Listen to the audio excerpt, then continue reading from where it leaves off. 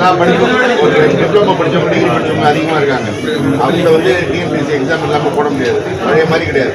இப்போ எல்லாத்தையும் போட்டு தலையிடும். நீ டெக்னிக்கல் குவாலிஃபிகேஷன் எப்படி நீ நேரடியாக எடுத்துன்னு கேட்பாங்க. பதில் அதிகாரி தான் சொல்லணும். மற்ற டிபார்ட்மெண்ட்ல எடுக்கிறாங்க. மற்ற டிபார்ட்மெண்ட்ல பொசிஷனே வேற. இங்கே டிரைவர் கிடைக்கிறதுல இங்கே இருக்கிற ஒரு பிரச்சனை. நம்ம என்ன லேபர் அதே மாதிரி நாம்ஸ் வச்சிருக்காங்க. எவ்வளோ சார் இது எடுக்கிறதுக்கு 0.35 தான். அந்த கேளுங்க அட்மின் எடுக்கிறதுக்கு. இதுதான் நாம்ஸ் நம்ம ஃபிக்ஸ் பண்ணுறது. இதெல்லாம் கோர்ட்டுக்கு போய் பல டைரக்ட் பல பிரச்சனைகள் இருக்கு. செய்ய முடியாதுன்னா ஒருத்தருக்கே போடணும்னா நீ புற பேசுற நியாயம் இருக்கு. தம்பி ஒருத்தருக்கும் நீ 20 வருஷமா நீ வெயிட் பண்ற. ஒருத்தருக்கும் போடணும்னா நம்ம முதலமைச்சர் வளர்ந்து படிப்படியா போட்டுட்டு தான் இருக்குது. பையன் நாம தாங்கன்னா நீங்க 27 பேர் கோயம்புத்தூர்ல கொடுத்தோம்.